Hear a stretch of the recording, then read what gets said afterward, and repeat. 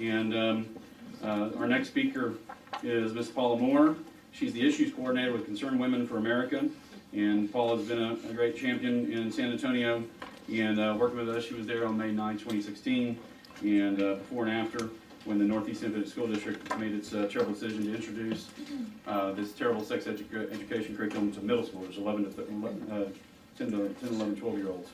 And Paula is a speaker on pro-life, family, and sexual education issues. She is a retired public school teacher after 31 years. She might have made a career out of it. Yeah. And with a concentration in reading specialization in English in middle and high school and community college. She's been a member of CWA for 30 years. That's Concerned Women for America. Thank you, Paula, for being here. By the way, we are working on the air conditioner right now. Just so you know, hopefully relief is coming. As we speak. Good afternoon and welcome to all of you, and thank you for attending our legislative briefing. My name is Paula Moore, and I represent CWA, and that is Concerned Women for America, and it is the largest Christian women's activist group in the United States. My background is over 35 years in education, from teaching 6th graders to college freshmen at community college. My educational areas are English, biology, and reading specialization. My goal today is to present actual excerpts from a sex ed curriculum currently being taught in 7 Texas schools to 8th graders. Keep that in the back of your minds, please. 8th graders are hearing this. It is called Draw the Line, Respect the Line. The previous speakers have talked about SHAC. They have talked about Planned Parenthood.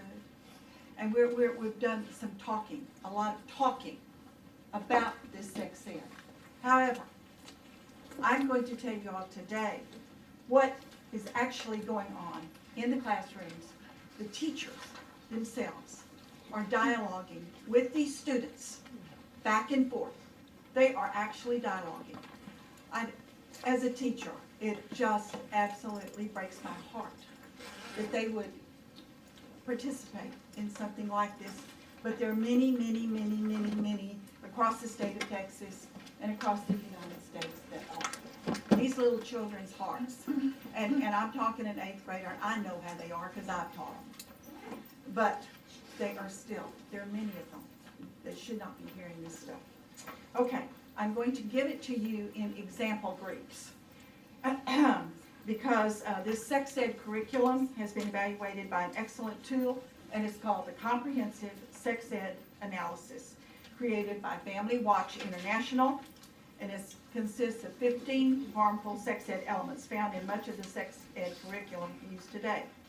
And much of it today is written, and it's published, and it's marketed by groups such as Planned Parenthood.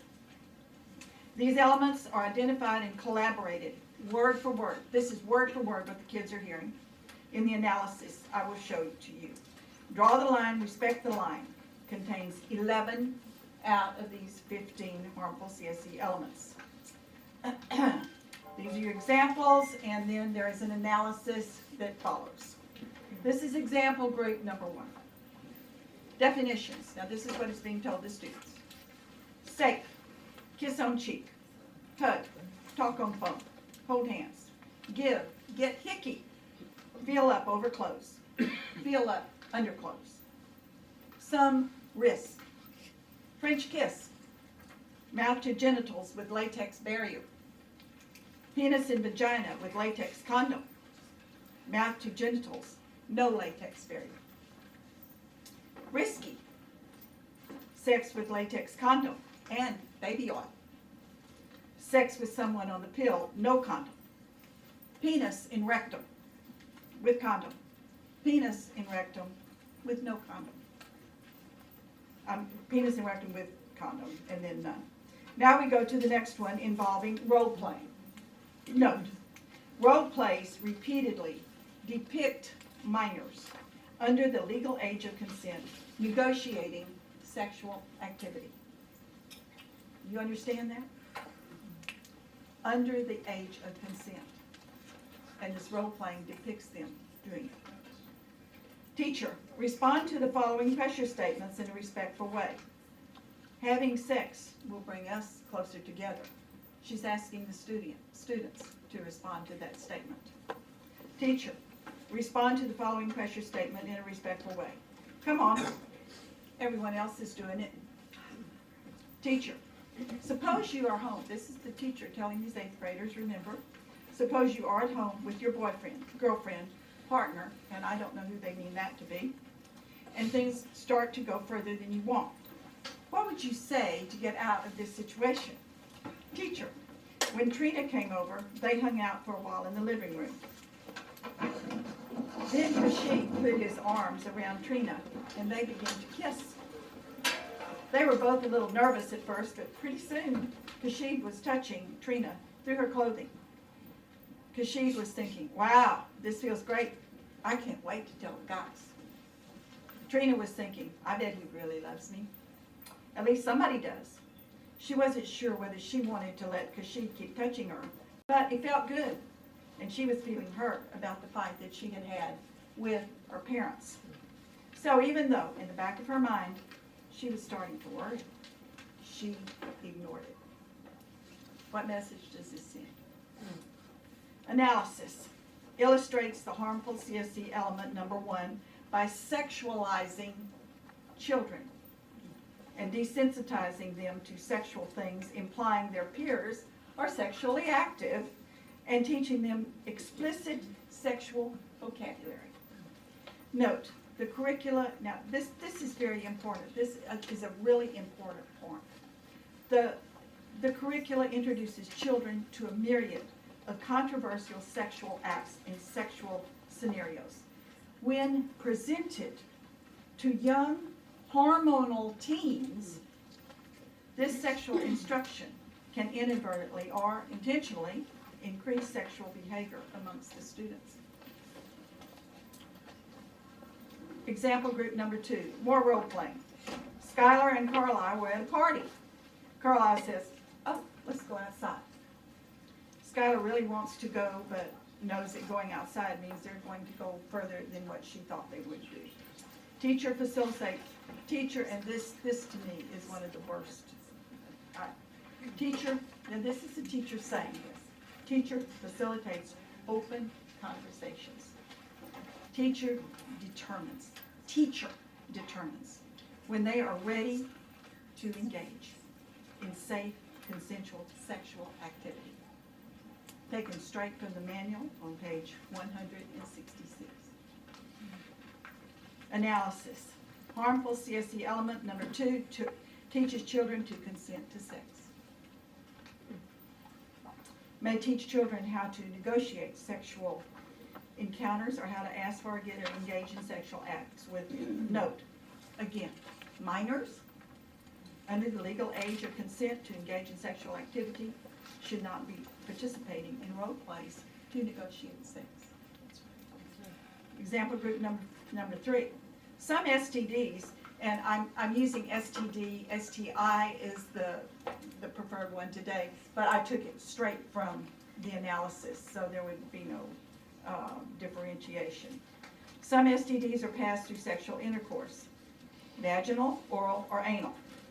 Not having sex, also called abstinence, choosing not to have sex means refraining from any sexual activity that results in pregnancy and STDs, including vaginal, oral, and anal sex, as well as skin-to-skin genital contact that can transmit STDs. This is an earlier reference to the definitions I just told you all about, the risky actions, mouth to genitals, latex barrier, and so on, and then risky penis and rectum, and all of that. Analysis. Harmful CSE elements, number 3. Examples promote oral and anal sex by normalizing these high-risk sexual behaviors and may omit vital medical facts, such as the extremely high STI rates and oral and cancer rates of these high-risk behaviors. And this is number 4, group number 4. Some couples complain that condoms reduce sexual feeling. Others say it makes no difference. Now, remember, as I keep reminding you, she's telling them this. Some people complain about having to stop and put on the condom. But if the couple puts it on together, it can become part of their shared responsibility within the relationship. Condoms are relatively easy to use. With practice, they can become a regular, pleasurable part of a sexual relationship. Analysis. Harmful CSE element number 5. Examples promote sexual pleasure by teaching children they are entitled or have a right to sexual pleasure, or encourage children to seek out sexual pleasure. Draw the line, respect the line. Fails to present data on the multiple negative potential outcomes for sexually active children. In closing, I share with you some facts and some thoughts. First, the facts. According to a report in August 2018, STIs have hit an all-time high in the United States for the 4th straight year. CDC is reporting a 10% spike for chlamydia, gonorrhea, and syphilis in 2017. 2.3 million new cases of the aforementioned diseases are reflecting a steep, sustained increase in STIs since 2013. Latest stats in Texas, STIs, chlamydia, this is 2017, 151,533 cases. Gonorrhea, 47,409 cases reported. Syphilis, 2,233. That number was even when I went to the Texas stats in 2017, it was more than CDC, so I don't really know the accuracy of that number. You have to research it. Anecdotal evidence.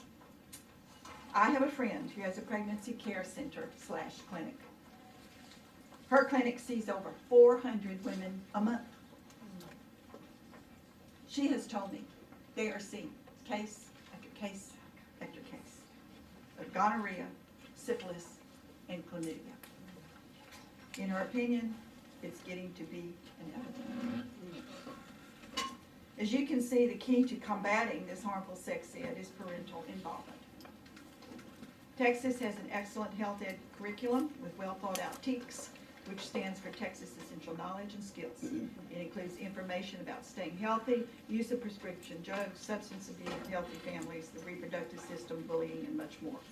As I understand it, it must be taught in grades 4 through 6, K through 6. A district may add elements at its discretion, but must not delete or omit instructions for grades 7 through 8.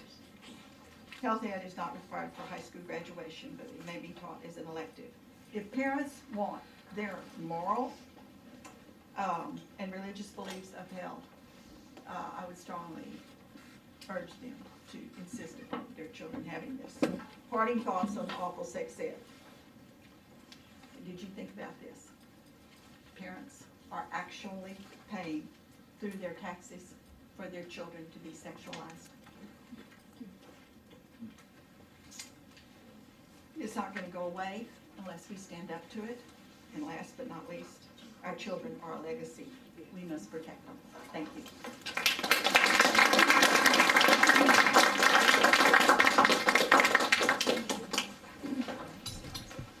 Wow. If your mind wasn't blown with that, the courage of teachers. How about Texas teachers? Let's give a round of applause for them because Paula's a great example of teaching. The courage it takes to come up here and speak about these terribly unhealthy things.